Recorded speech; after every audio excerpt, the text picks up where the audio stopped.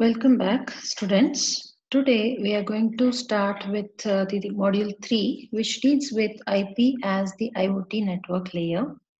Here we are dealing with how the internet protocol, IP is internet protocol, so how internet protocol, what is the role of internet protocol in IoT network layer, what are its advantages, how it can be adapted as it is already existing. Internet protocol is an existing protocol which is used for computer networks. So how it can be optimized to be made use in IoT networks, because IoT networks are the most of the IoT networks are constrained networks. So how the adaptability of IP to IoT network can be done. So all these features we'll be studying in this module. Let us go forward. So here I've given a video to make you know what IP is. So about IP, some information about IP we'll see here in this video.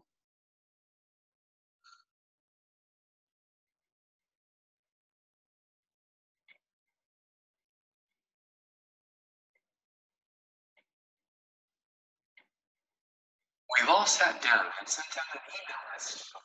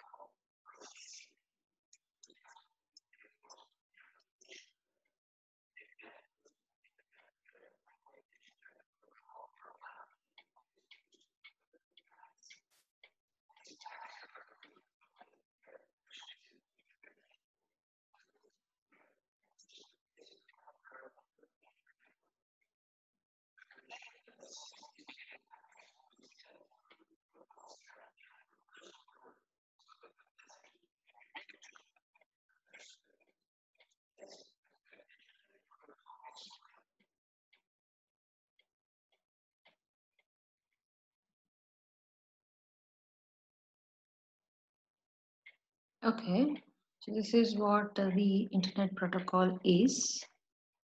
So let us move on to the next slide. So here we discuss about the business case for IP. The business case for IP is the data flowing from are two things. So here you can see in this picture,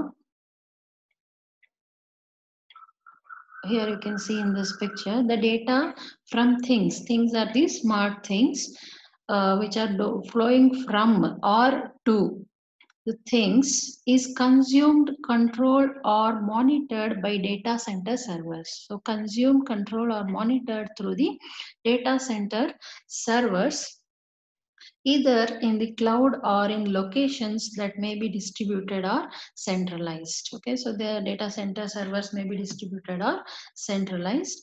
Dedicated applications are then run over virtualized or traditional operating systems or on network edge platforms, for example, fog computing.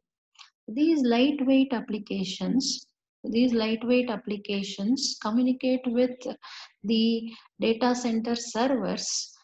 Therefore, the system solution combining various physical and data link layers call for the architectural approach with a common layer independent from the lower and or upper layers. This is why the Internet Protocol suite started playing a key architectural role in early 1990s.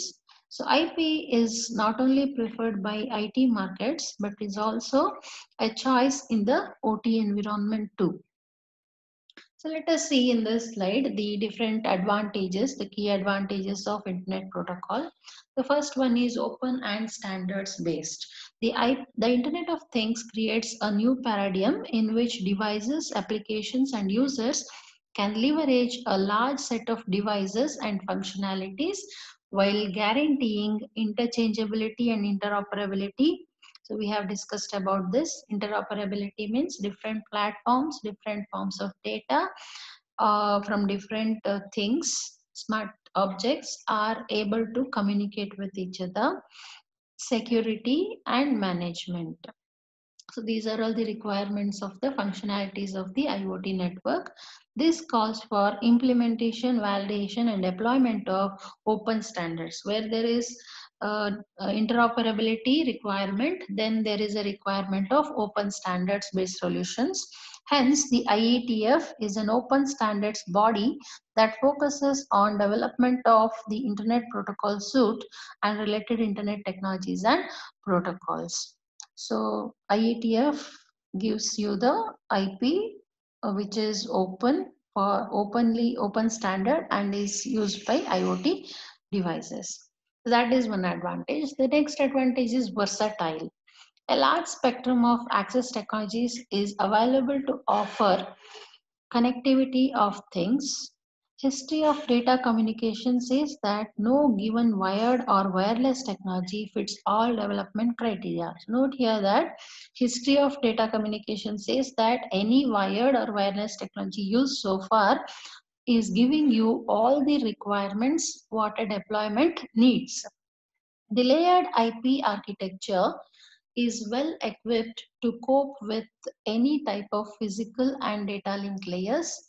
So this is the characteristic of IP, which is ideal as long-term investment for the IoT networks because various protocols at these layers can be used in a deployment now and over time without requiring the changes. So now current requirements as well as the future requirements can also be served by the IP without making uh, much changes. The next one is the ubiquitous advantage of IP. Ubiquitous means used everywhere. IP is used everywhere, in every place, every application area. All recent operating system releases, from general purpose computers and servers to lightweight embedded systems like TinyOS, Kantiki, etc., have an integrated dual. Dual is IPv4 and IPv6 both. So we'll see what is this IPv4 and IPv6, Internet Protocol version 4 and version 6, IP stack that gets enhanced over time. IoT application protocols in many industrial OT solutions, OT is operational technology, we have seen earlier, IT and OT, IT versus OT we have discussed, have been updated in recent years to run over IP. So OT solutions, operating technology solutions also have been updated in recent years to run over the Internet Protocol. IP is the most widespread protocol supported across the various IoT solutions and industry verticals. So it is used everywhere these days.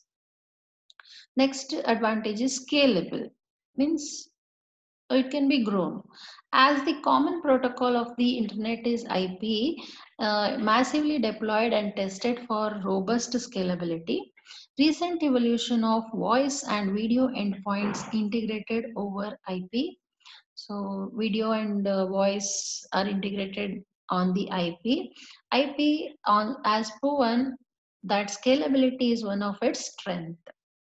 Next advantage is manageable and highly secure.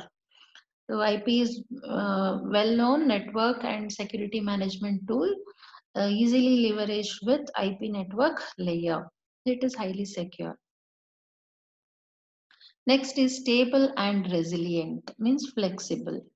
IP has been around for 30 years and is a workable solution now also. IP has a large and well-established knowledge base. It has been used for years in critical infrastructures like financial and defense networks. IP has been deployed for critical services such as voice and video, which have already transitioned to open IP standards. Next advantage is consumers market adoption. The main consumer devices are smartphones and tablets and PCs.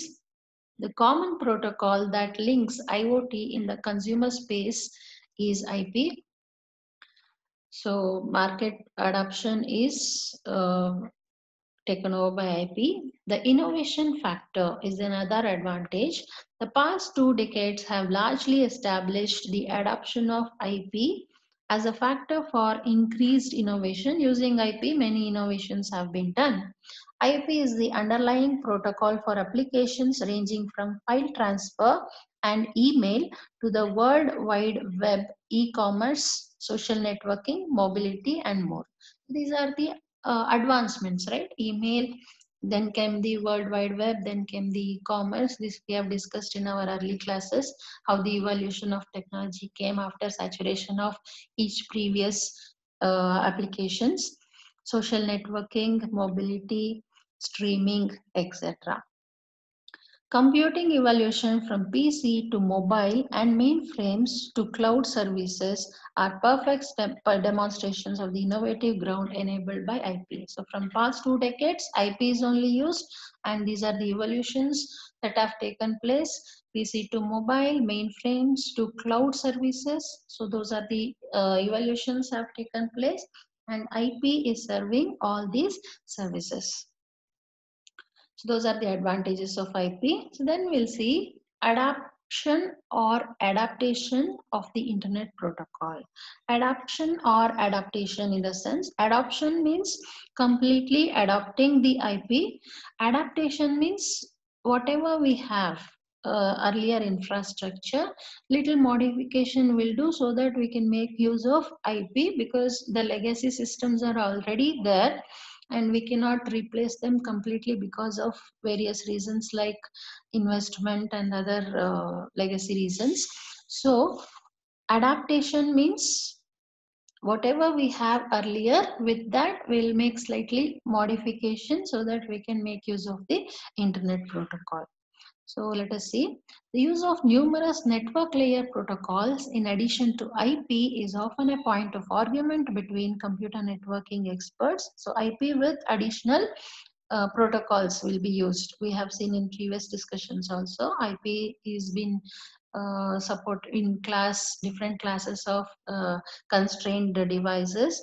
IP is used with supporting protocols like CoAP, MQTT, etc. So different protocols are in addition used with IP. Typically, one of two models, adaptation or adaption, is proposed. So two models with IP can be used. Adaptation means, it is an important question. Adaptation means application layered gateways must be implemented to ensure the translation between non-IP and IP layers. That means the legacy systems will be there, only the translation between non-IP and IP layers will happen. So nothing much will change here. But adoption means involving replacing all non-IP layers with their IP layer counterparts. So wherever it is possible, replacing the whole, all the existing layers, non-IP layers, with the IP layer, simplifying the deployment model and the operations. So here it will be flexible, but according to with respect to cost, it is much, and wherever the cost is a main criteria, there the legacy need to be continued, there we can go for adaptation. So we will keep the legacy systems, only we will make use of some application layered gateways, and we will make some translation between IP non-IP to IP layers. But here we will completely replace the non-IP layers to IP layers. That is adoption model. The following factors should be considered when trying to determine which model is best suited for last mile connectivity. Last mile connectivity in the sense the infrastructure at the neighborhood level. So what we have for transmission back 1 mile, so what infrastructure we have in the neighborhood. Bidirectional versus unidirectional data flow. An IoT device may only infrequently need to report a few bytes of data to an application like, so we have discussed that IoT will probably be having small amount of data to be reported. The applications like fire alarms, sending alerts or daily test reports, electrical switches being pushed on or off. So only it needs to send the data whether the push button is on or off. And that too may be at some intervals and not continuously. Water or gas meters sending weekly indexes. What is the usage of water meter or gas meter? Weekly usage data will be sent. So they are very small amount of data. For these cases, it is not worth implementing a full IP stack, isn't it? So we can go for what kind of model? We can go for adaptation model. We need not have to replace the existing legacy systems, non-IP layers to full IP layer. We need not have to replace. So only some modification with the gateway can be done. Hence, because small amount of data is being transmitted, adaptation model is sufficient. Overhead for last mile communication paths. IP adoption implies a layered architecture with a per packet overhead that varies depending on the IP version. So IPv4 has 20 bytes of header at a minimum. So what is the header overhead for IP? IPv4 version 4 has 20 bytes of header. IPv6 has 40 bytes of header. UDP has 8 bytes and TCP has again 20 bytes. If data is infrequent and only a few bytes, you can have more header overhead than device data, isn't it? Only if you need to send the push button data, whether it is on or off, data is very small, but the header information, so what you can see, headers, IPv4 or IPv6 or UDP or TCP headers are only taking 20 bytes, 40 bytes of load, then it is a overhead than the device data. So consequently, you need to decide whether IP adoption model is necessary or the adaptation model is necessary. So based on what amount of data you are transferring and whether the header is becoming an overhead on the data which you are sending, based on that you need to decide whether adaptation or adoption is required. Adaptation means only you are keeping the legacy system, only the gateway and necessary changes, the transmission of the data will be done through the gateway, not complete replacement of non-IP layers will be done. But in adoption layer, complete replacement of the non-IP layers are done by the IP layers. Wherever it is necessary, we have to decide whether we need to go for adoption model or adaptation model. So here we may be having some doubts with what is IPv4 and IPv6. So you have studied already in computer networks, but let us have a recap of IPv4 and IPv6, a video to demonstrate the same.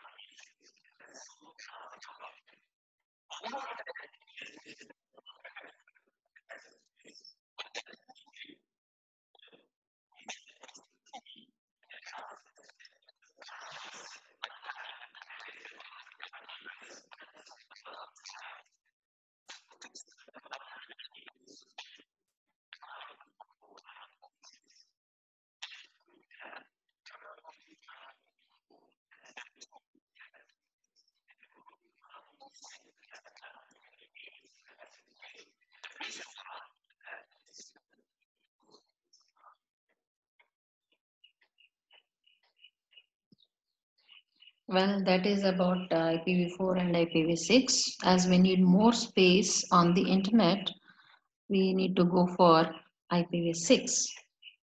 So let us see about the data flow models.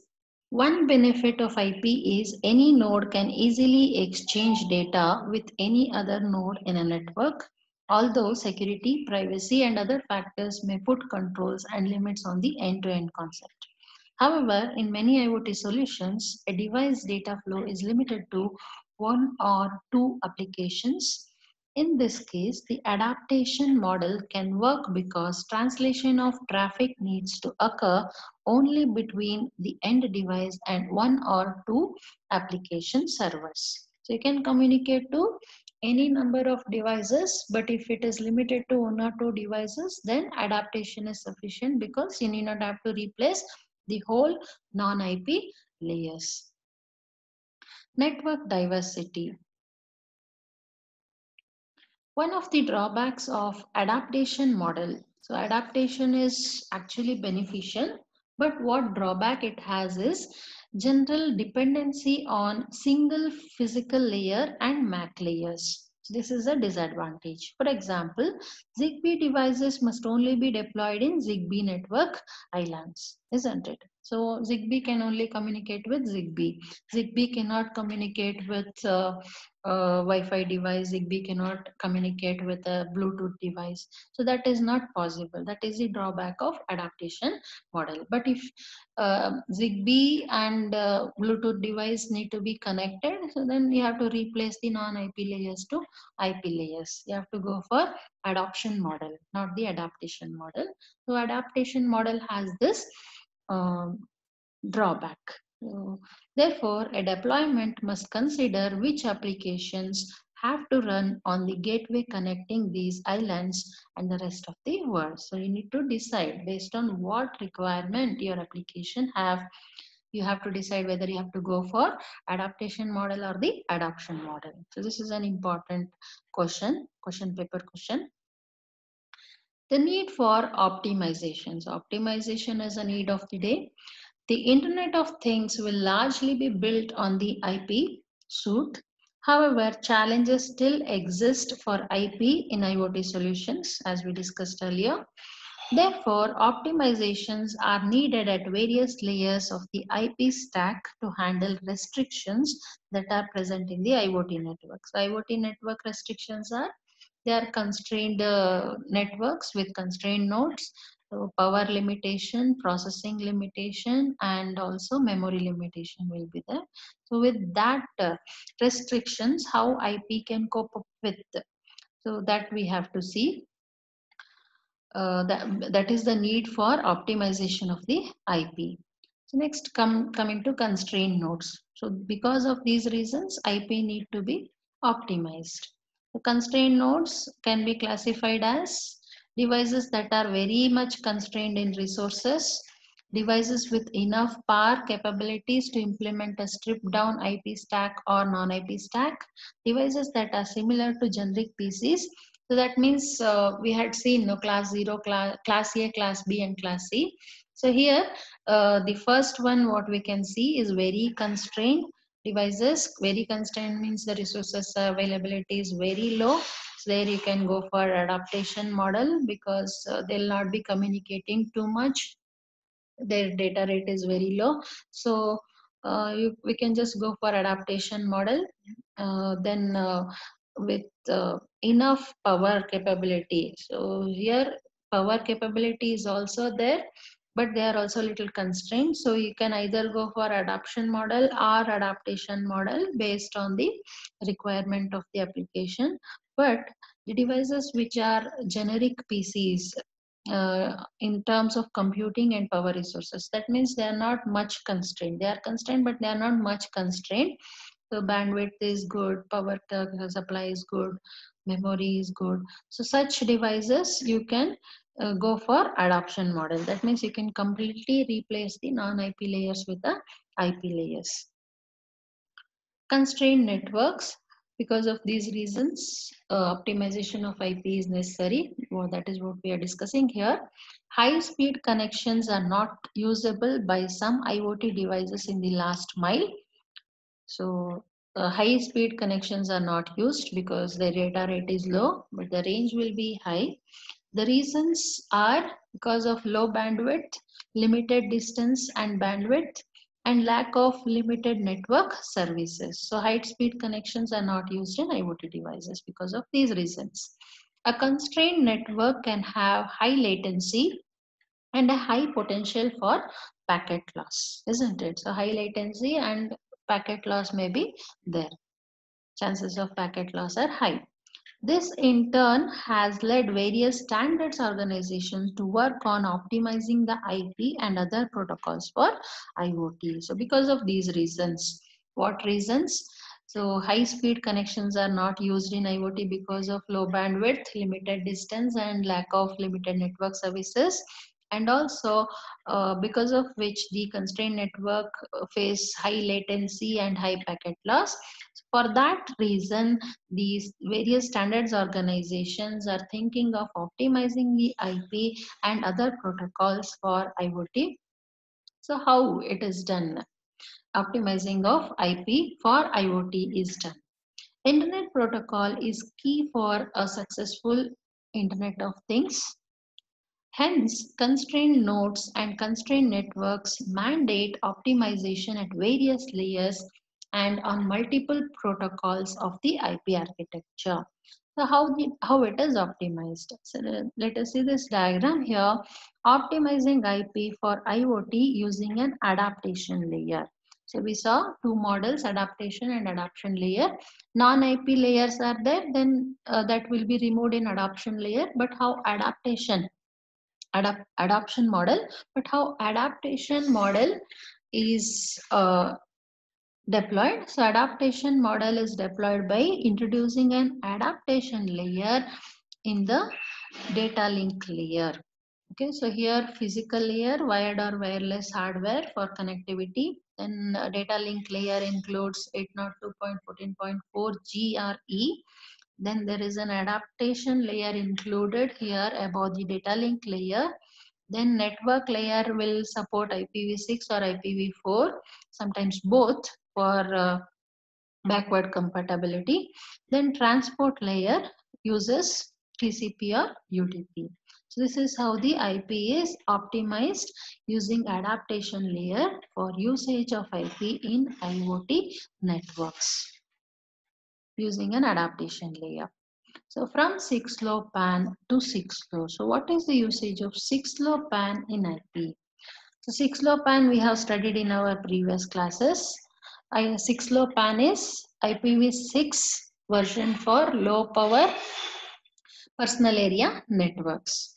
The main example of adaptation layer optimized for constrained nodes or things are the ones under 6LoWPAN. So we have seen there also adaptation, that word has come when we were discussing about 6LoWPAN, and it is a working group and its successors 6Low working group. There are two working groups, 6LoWPAN working group and 6Low working group, which are taking care of the optimization of IP and the adaptation layer implementation in IP.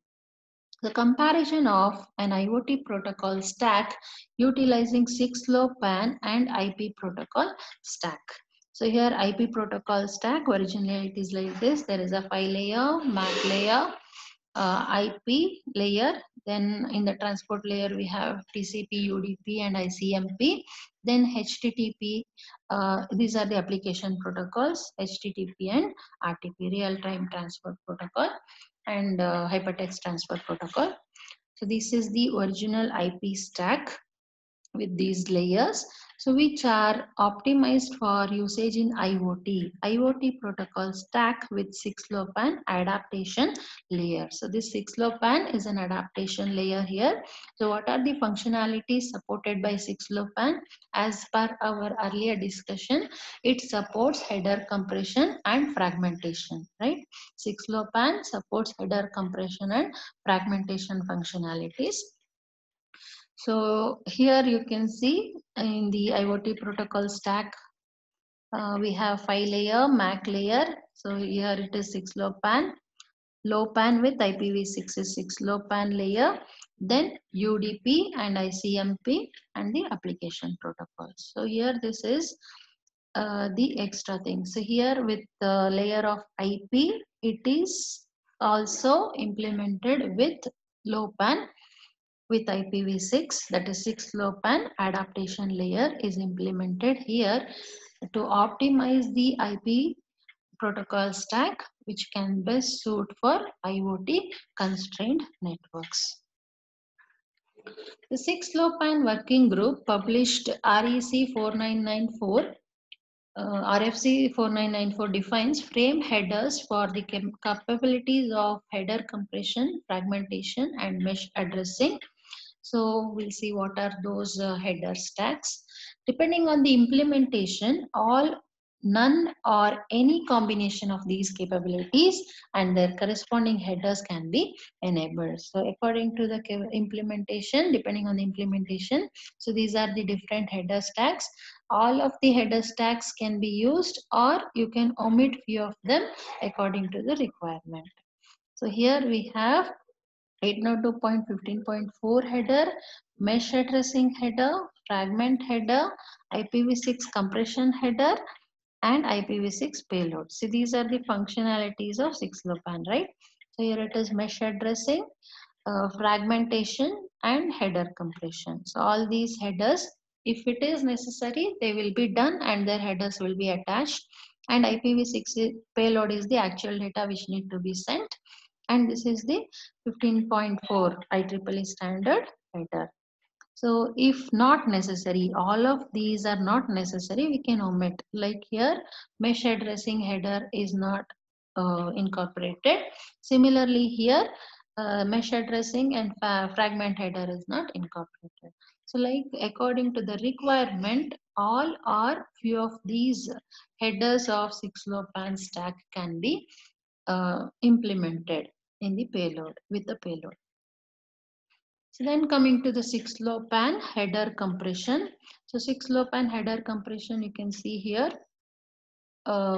Here the this is the actual without header compression 6LoWPAN. So it is having a header, 1 byte 6LoWPAN header, 40 byte IPv6, 8 byte UDP, and 53 byte payload. So which is reduced to, see here you can see 1 byte 6LoWPAN plus 40 byte IPv6 is reduced to just 2 bytes 6LoWPAN header with compressed IPv6 head. So 40 plus 1 byte is reduced to only 2 bytes. Then 8 byte UDP is reduced to 4 byte UDP. Hence we got more space for the payload.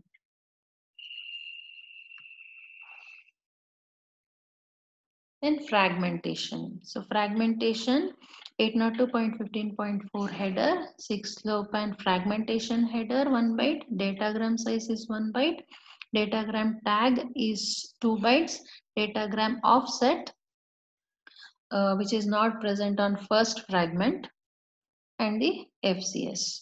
The 1 byte datagram size, as you can see here, which specifies the total size of the unfragmented payload. So before fragmenting, what will be the size of the datagram? That is specified by this datagram size. The datagram tag, which is this field, identifies the set of fragments for a payload. Then the datagram offset field delineates how far a particular fragment occur into a payload. Then this is mesh addressing. Mesh addressing, we have the header, 802.15.4 header, then 6LoWPAN mesh addressing header, including the hop count, source address, destination address, and the FCS. So here FCS is the frame check sequence security feature. The hop limit or mesh addressing, here this is the hop limit or the mesh addressing, provides an upper limit on how many times the frame can be forwarded. That means how many hops can be there in the mesh network so that it can reach the destination. Maximum number of how many hops it can pass through to reach the destination. That hop count is there in the mesh addressing header. Each hop decrements this value by 1 as it is forwarded through one hop. When it reaches one hop, it is decremented by 1. When it reaches the other hop, it is again decremented by 1 more. Once the value hits 0, it is dropped and no longer forwarded. So when it reaches hop by hop, each time one value is decremented by the hop count. When hop count becomes 0, that will not be forwarded to the destination. So before it reaches 0, it need to be delivered to the destination, otherwise it will be dropped. Then mesh under and mesh over routing. With mesh under routing, the routing of IP packets leverages the 6LoWPAN mesh addressing header to route and forward packets at the link layer. So mesh under means the routing happens at the link layer. The term mesh under is used because multiple link layer hops can be used to complete a single IP hop. So one IP hop means source to destination. If one IP hop need to be data need to be transferred, multiple link layer hops will be used. But whereas in mesh over, or it is also called as route over scenarios, each full functioning node acts as an IP router. So here each node acts as an IP router. Here link layer hops will be used. Here completely IP hops, IP routers are only used as the hops. So each link layer hop is an IP hop here in the mesh over. That means it is done, the routing is done in the network layer. Then the 6LoW working group. 6LoW working group seeks to, this is an optimization of 6LoWPAN, to expand on 6LoWPAN, completed work with a focus on IPv6 connectivity over constrained node network. So it concentrates on IPv6 connectivity on the constrained node networks. While the 6LoWPAN working group initially focused its optimization on IEEE 802.15.4 low power lossy networks. LLNs are low power lossy networks. Standardizing IPv6 over other link layer technologies is still needed. This working group is focused on the following: IPv6 over WHO adaptation layer, specifications using 6LoWPAN technologies for link layer technologies. For example, it is working on these: IPv6 over Bluetooth low energy BLE, transmission of IPv6 packets over NFC near field communication, IPv6 over 802.11 AH, which we discussed in the previous module, transmission of IPv6 packets over DECT ultra low energy. DECT is digital enhanced cordless telecommunications used in home automation, home security and climate control. Transmission of IPv6 packets on WIA-PA, that is wireless networks for industrial automation, process automation. Then transmission of IPv6 over master slave token passing MSTP. So on all these technologies, 6LoWPAN 6Low is working. Next comes the 6TSCH. Devices implementing IEEE 802.15.4e TSCH communicates by following a time division multiple access schedule. What is TSCH? TSCH is time slotted channel hopping or time synchronized channel hopping. Is a channel access method for shared medium network. So medium is shared by the devices in the network to transmit the data. So this TSCH is used by low power devices to communicate using a wireless link. It is designed for low power and lossy networks (LLNs) and aims at providing a reliable media access control layer. An allocation of a unit of bandwidth or time slot is scheduled between neighbor nodes. So for each transmission, a time slot will be scheduled. This allows predictable transmissions and enables deterministic applications. So there will be no contention possibility. So whenever the time slot for the given device is allocated, that in that time slot only the transmission happens.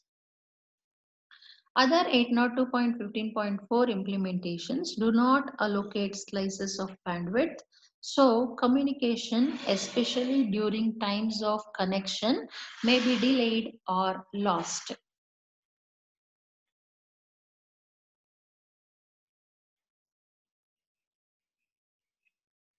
To standardize IPv6 over the TSCH mode of IEEE 802.15.4e known as 6TISCH, the IETF formed the 6TSCH working group. This working group works on architecture, information model, and minimal 6TSCH configuration, leveraging and enhancing work done by the 6LoWPAN working group, role working group, and core working group. So it is working on information model and minimal configuration and enhancing the work done by these working groups, 6LoWPAN, ROLL, and core working groups. It is enhancing what work done by those working groups are enhanced by 6TSCH configuration. An important element specified by the 6TSCH working group is 6TOP. It is a sub-layer that glues together the MAC layer and the 6LoWPAN adoption layer. This sub-layer provides commands to the upper network layer such as RPL, routing protocol for LLNs. So these commands enable functionalities such as network layer routing decisions, configuration, and control procedures for 6TSCH schedule management. The IEEE 802.15.4e standard defines a time slot structure, but it does not mandate a scheduling algorithm for how the time slots are utilized. Hence, this is left to higher level protocols such as 6TSCH. Even though you are using this protocol, their time slots scheduling algorithms are not there. Hence, it is left to this protocol, 6TSCH protocol. Scheduling is critical because it can affect throughput, latency, and power consumption. So scheduling affects all this. So how see the 6TOP, how it is glowing, the layers. So here in the previous week, we saw that 6TOP specified by 6TSCH working group is a sub-layer that glues together the MAC layer and 6LoWPAN adoption layer. This sublayer also provides commands to upper network layers like RPL. So here it is gluing this 802.15.4 link layer to 6LoWPAN layer. Schedules in TSCH are broken down into cells. So how the scheduling happens? So what are the different algorithms used by this protocol? We will see in the next class. That's all for today. Thank you all for attending this session. So let us continue in the next class.